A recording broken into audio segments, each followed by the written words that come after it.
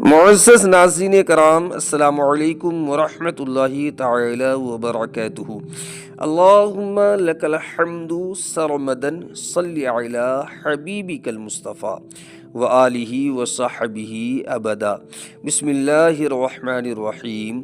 برکات نبوت کا ظہور۔ دوستوں، جس طرح سورج نکلنے سے پہلے ستاروں کی روپوشی، صبح صادق کی سفیدی،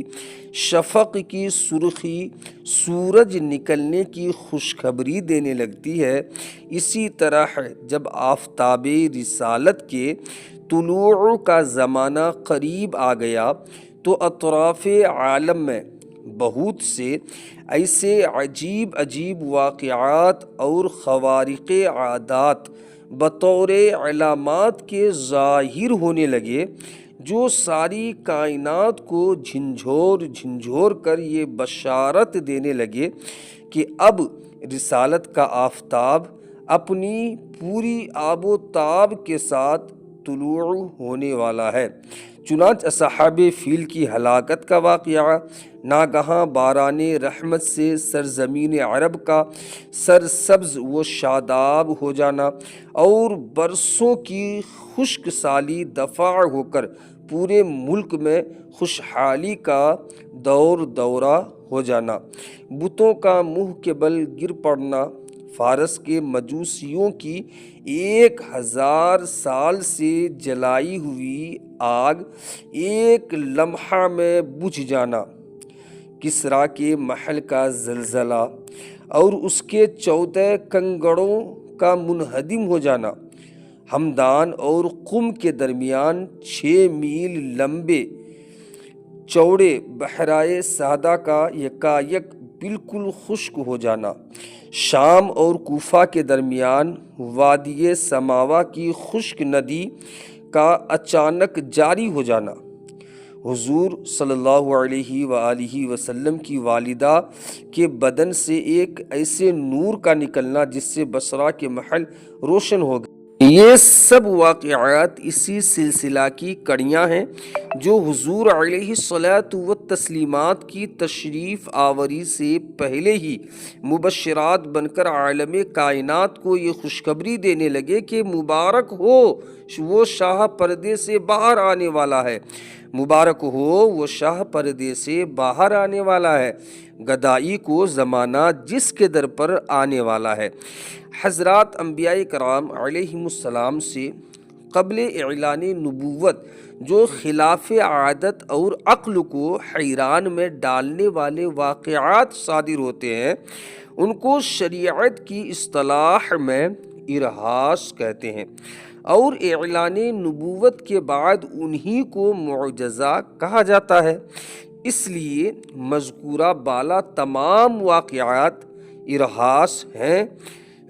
جو حضور اکرم صلی اللہ تعالیٰ علیہ وسلم کے اعلان نبوت کرنے سے قبل ظاہر ہوئے، جن کو ہم نے برکات نبوت کے عنوان میں بیان کیا ہے۔ اس قسم کے واقعات جو ارہاس کہلاتے ہیں، ان کی تعداد بہت زیادہ ہے۔ ان میں سے چند آپ حضرات نے پچھلے 3 قسطوں میں سن لیا ہے اور چند کو یہاں پر بھی سن لیجئے۔ محدث ابو نعیم نے اپنی کتاب دلائل النبوہ میں حضرت عبداللہ بن عباس رضی اللہ تعالی عنہما کی روایت سے یہ حدیث بیان کی ہے کہ جس رات حضور صلی اللہ تعالی علیہ وسلم کا نور نبوت حضرت عبداللہ کی پشت اقدس سے حضرت آمینہ کے بطن مقدس میں منتقل ہوا، روئے زمین کے تمام چوپائیوں خصوصاً قریش کے جانوروں کو اللہ تعالیٰ نے گویائی عطا فرمائی اور انہوں نے بزبان فصیح اعلان کیا کہ آج اللہ کا وہ مقدس رسول شکم مادر میں جلوہ گر ہو گیا، جس کے سر پر تمام دنیا کی امامت کا تاج ہے اور جو سارے عالم کو روشن کرنے والا چراغ ہے، مشرق کے جانوروں نے مغرب کے جانوروں کو بشارت دی، اسی طرح سمندروں اور دریاؤں کے جانوروں نے ایک دوسرے کو یہ خوشخبری سنائی کہ حضرت ابو القاسم محمد صلی اللہ تعالیٰ علیہ وسلم کی ولادت باسعادت کا وقت قریب آ گیا ہے۔ خطیب بغدادی نے اپنی سند کے ساتھ یہ حدیث روایت کی ہے کہ حضور صلی اللہ تعالیٰ علیہ وسلم کی والدہ ماجدہ حضرت بی بی آمینہ نے فرمایا کہ جب حضور اقدس صلی اللہ تعالیٰ علیہ وسلم پیدا ہوئے تو میں نے دیکھا کہ ایک بہت بڑی بدلی آئی جس میں سے روشنی کے ساتھ گھوڑوں کے ہنہنانے اور پرندوں کے اڑنے کی آواز تھی اور کچھ انسانوں کی بولیاں بھی سنائی دیتی تھیں۔ پھر ایک دم حضور صلی اللہ تعالیٰ علیہ وسلم میرے سامنے سے غائب ہو گئے اور میں نے سنا کہ ایک اعلان کرنے والا اعلان کر رہا ہے کہ محمد صلی اللہ تعالیٰ علیہ وسلم کو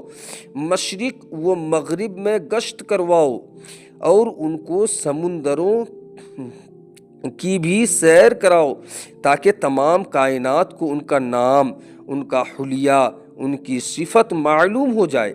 اور ان کو تمام جاندار مخلوق یعنی جن و انس، ملائکہ اور چرندوں پرندوں کے سامنے پیش کرو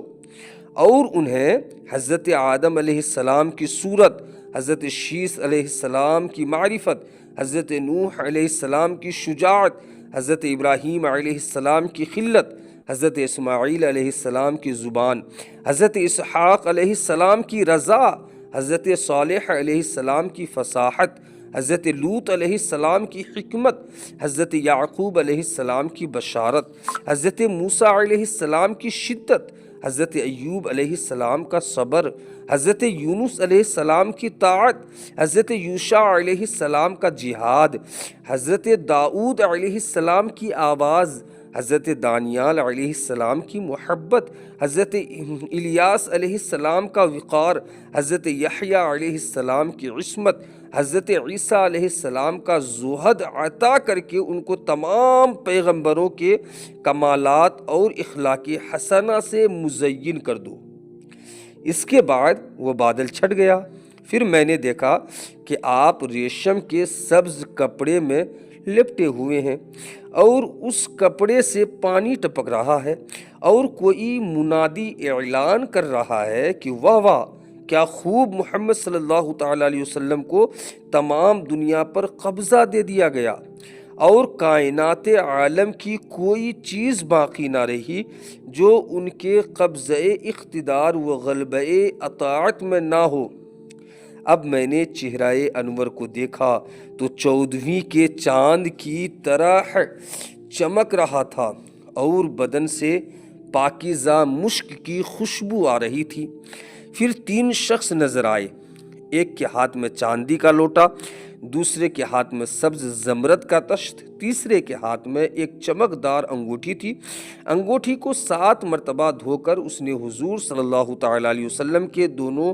شانوں کے درمیان مہر نبوت لگا دی۔ پھر حضور صلی اللہ تعالیٰ علیہ وسلم کو ریشمی کپڑے میں لپٹ کر اٹھایا اور ایک لمحہ کے بعد مجھے